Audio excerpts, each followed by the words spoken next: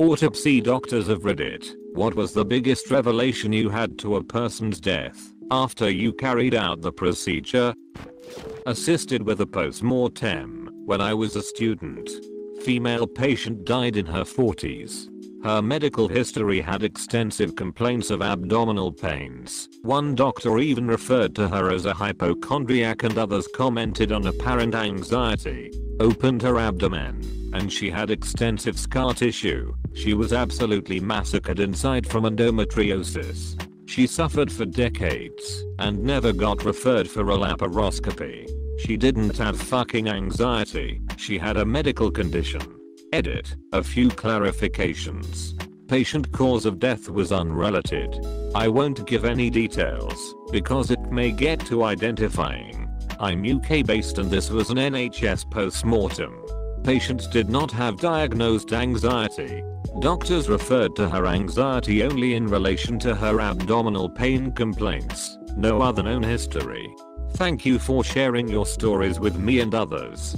I will take the time to read every one. Honestly, I'm not even surprised by this story. Me neither. Ruit SJSTW or menace pain been there, done that. It's so awful that some doctors don't take conditions like endo or PCOS seriously and won't refer a woman to go and see a specialist or a gyno. That poor woman. I hope she has comfort and peace now. Even today, we are still just seen as hysterical women who can't tell the difference between our uncontrollable emotions and pain. My best friend was told for years that her cyclical vomiting, right upper quadrant pain, weakness, etc. was stress related, and Kaiser prescribed psych meds and group therapy. So many visits, when she couldn't hold down anything for days, they'd hydrate her, give her Zofran and Bentyl, and send her home. 2 years deep into her being sick, I call her, and she's talking funny. I rush to her house and she's as yellow as Marge Simpson. My once healthy, slim thick best friend had obvious muscle wasting, ascites, fluid in the belly, and her face was gaunt. I rushed her to one of Stanford's area hospitals, and I was lucky enough to know the RN. A few hours later we had a diagnosis: liver failure due to untreated edisons. Her bile ducts were occluded as well. She was in an adrenal crisis, and the doc said 2 more days and she would have gone into multi-organ failure. But she just needed group therapy, remember? It was her lady stress causing this, according to Kaiser. Now she's waiting on a transplant, and I'm too sick to help her right now. Never back down. Get second opinions. Get third opinions. Fourth opinions. My wife's story isn't quite that bad, but she has been fainting out of nowhere for years now. Some days she is so tired she sleeps for 24 hours. Finally last year we went to a new doctor in a new network based of a recommendation from a friend, who ordered the proper tests and diagnosed my wife with Ehlers-Danlos and POTS after 3 visits and some tests. Years of you need to drink water better and carry candy with you so can keep your blood sugar up. You have to be your own advocate. Doctors hate when you Google your symptoms, yes, but sometimes crowdsourcing a diagnosis is more effective than one person being the almighty gatekeeper between you and a diagnosis and treatment. Not mine, but a doctor I used to work with.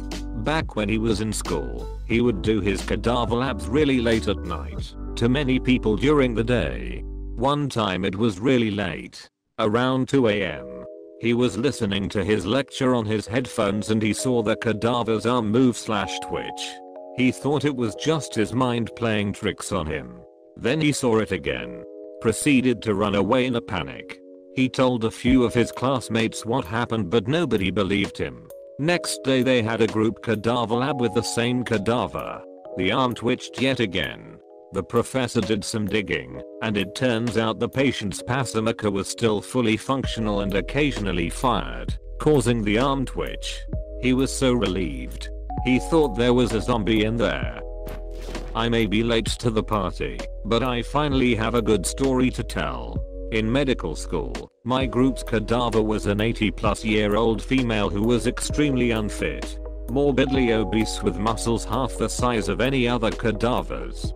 Her pectoral muscles were paper thin. To get some reference, we figured she was bedridden during her last few months, which would somewhat explain these findings. When we started on urology unit and began to dissect the infratemporal fossa, I discovered a small metal pellet under the skin behind her right ear. My tank mates and I went on to find dozens of these metal pellets strewn around her head's anatomy, with some lodged into the cranium and others in the bones of her face. We contacted her living relatives to get some clarification, and they ended up revealing that when this lady and her brother were children, they said she was 8 years old. They were playing with an old decorative rifle that the family had mounted above the fireplace. Long story short, the brother accidentally discharged the rifle into the girl's face. The aftermath was this lady was blind and wheelchair bound for the rest of her life, and the pellets weren't all removed. It was an interesting dissection with that information from then on, but a sobering moment in reminding our class that our cadavers are humans with their own struggles and rich lives.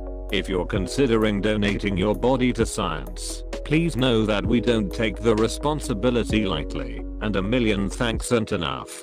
I have more stories, if anyone is curious. Edit. I should add that her granddaughter made a point of saying this lady did not hold a grudge on her brother, and they lived full lives on happy terms. My old martial art instructor was a policeman in the 80s. He was shot with birdshot in his torso and many of the pellets were not removed. He said that sometimes they make their way to the surface and he can just scratch them out. That's fascinating and tragic, to have your life change like that at only 8. I would be curious in more stories, if you'd be willing to share. This reminds me of Gary Paulson's The Rifle, about an antique rifle above mantle going off and hitting a kid. Agreed, and it was incredibly sad to see the effects of it 80 some odd years later. It was really big of her to not let it sour her life and still maintain good relations with her brother though. We had one cadaver that passed away from natural causes in his late 60s. Given what we found, I'm inclined to believe he never saw a doctor in his life. When we begin our dissections, we start with the muscles of the back, arms, and legs. Then we move on to the nervous system, and eventually the abdominal, thoracic, and pelvic cavities in that order. Everything was textbook up until we exposed her abdomen initially. The anatomy was present, but something just seemed off. After cleaning up some of the fascia and visceral fat, we had exposed the liver, GI tract, stomach, and spleen.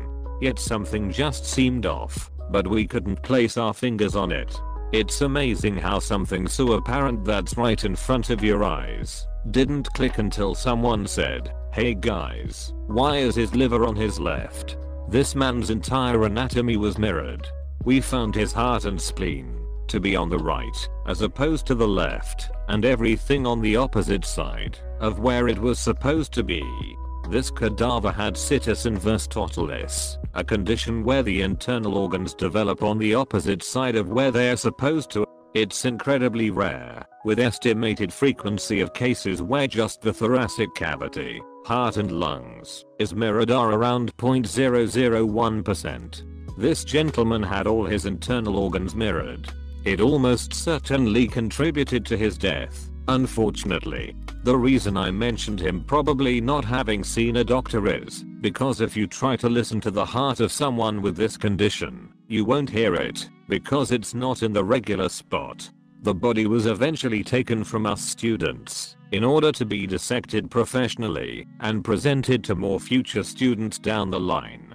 When parents tell their child they're 1 in a million, it's not usually true, but it very much may have been true in this gentleman's case. My friend had to do an autopsy on a baby. The dad claimed she died after rolling off a couch. My friend found that the kid was slammed against a hard surface multiple times. Dad eventually admitted he hit the baby against the wall after she wouldn't stop crying. My friend had to quit that job cause it was so taxing mentally. Dad eventually admitted he hit the baby against the wall after she wouldn't stop crying. The sad part about this is that babies sometimes just cry. There is nothing wrong with them. They are tired and just can't sleep.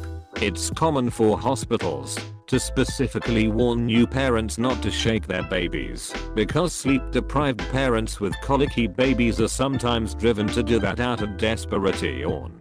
But I have never heard them having to warn specifically about slamming your baby into a wall. My wife had to watch 3 videos before being discharged with our first baby. Basically all different ways of showing that it's okay to place the baby in a safe place for 5 or so minutes to regain composure. It's better to leave them in a pack and play unattended for 5 minutes than to continue holding a screaming baby and lose your cool. But yeah, sometimes babies just cry for no reason than to cry. It's hard. While in medical school, we had to observe an autopsy and could assist. One of the lectures was to observe forehead trauma. You do this by hitting the skull with a hard object, scissor or the like. A hollow sound is normal, but a dull sound indicates trauma. One of the other students did this exam and found a dull sound. The coroner had not yet himself examined the person and was very surprised as he had not been informed by the police of head trauma. They then continued to examine the head and they found a gunshot wound through the skull. All of a sudden the person was a crime scene and they had to call the police again and leave the person as into shade as possible. I believe it was later confirmed that the person had shot himself, but it could have been a murder. Edit. This blew up. Thanks for all the upvotes. As someone pointed out, there must have been some information that was missed between the police and coroner. I myself was not present, but I do believe the story is true, as it is now lecture in why you should always examine for skull trauma and not just assume something before knowing. Also edit. There seemed to be a lot of interest, so I have added another story which is unfortunately true, but crazy. How do you miss a gunshot wound to the head? Edit. And if the person did commit suicide by gun, then the gun would be with the body, right? Like a dead person with a gun in their hand isn't a clue at all. Second edit. Obviously the question is rhetorical. Stop asking me if I'm blind to the poor quality of police. Masters in forensic pathology here. You'd be surprised to know the number of people that have life-threatening issues that never went diagnosed and that they didn't die from. Seen an older guy who died of pneumonia in hospital. On autopsy the guy had both an enlarged heart and a couple of medium-sized aneurysms in the brain. Another guy in his 70s apparently came into the and had chest pain, then died shortly after. Dies of a heart attack, but also had cancer. In less natural circumstances though, saw a guy who had been shot in the head a couple of times. 3 definite entries and a blown out skull, but police only found 1 bullet. Couldn't find the other bullet in his head at all. Assumed the police missed it. Went on as normal with the autopsy until we got to the chest cavity. The other bullet was just chilling beside his lung. Turns out it entered the skull, hit the inside, ricocheted down his neck, and into the chest. That was pretty wild. It's so wild to me how on the one side, humans can be so resilient and survive horrible things, and on the other side just how fragile and quick life can be taken from us. 2 very different extremes. Thanks for sharing your perspective. There's people out there drinking at least a fifth a day, going to work, living a seemingly normal life otherwise. Then you have someone else stub their toe and die of an infection. Edit. Till how several famous people died. R.I.P. Bob Marley. Edit 2. I get it. He died of cancer that was found in his toe. I looked it up because people just kept saying R.I.P. Bob Marley. Didn't mean to imply he specifically died from stubbing his toe. Not exactly an autopsy per se, but it was a patient found unresponsive, with CPR in progress by EMS. The man was clearly homeless. Based on his appearance and smell, he reportedly had not been seen for several days by his friends, and was eventually found behind a fast food restaurant dumpster. We were briefly able to get a pulse back, and when the nurse cut his pants off to place a catheter, we saw the cause. He had fashioned some sort of makeshift cock ring out of the neck of a plastic bottle. It was way too tight and completely cut off the circulation. The penis was fully black and necrotic. I did a bedside ultrasound and found his abdomen full of free fluid, which is bad. Most likely his bladder had ruptured from being unable to urinate for days. His lab suggested he was in septic shock and full-blown renal failure as well. He did not survive much longer than that. Edit. I remembered another one. In my final year of training we had a cadaver lab to practice advanced airway management techniques. For instance, difficult intubation, cricothyroidotomy, etc. While I was helping an intern do a basic intubation, she commented the tube wouldn't pass. I think she has some kind of growth or mass in her airway. I took a look, asked for some forceps, and pulled a half-eaten hot dog out of her larynx. It of course had been embalmed along with the rest of her. Cause of death identified. Oh god. This one is terrible. Poor guy. That must have been excruciating.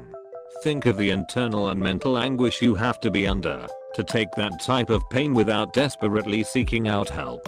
Either the man had an incredible tolerance for pain due to life's circumstances, or he felt that, even in pain, no one would take care of him, and he did not deserve to be taken care of. Absolutely tragic. Edit. This thread is in response to the homeless man in the first story. My wife is a pathologist assistant, and during her schooling carried out the autopsy of a newborn that died minutes after birth. The mother was desperate for a child and had a history of multiple miscarriages at different terms.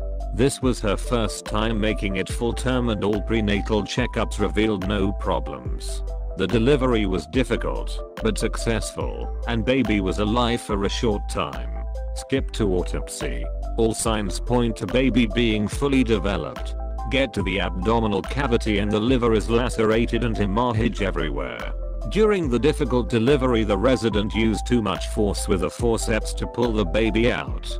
The ruptured liver that caused the baby to bleed out internally. Wife was enthusiastic about autopsy up to this point. Now has no interest.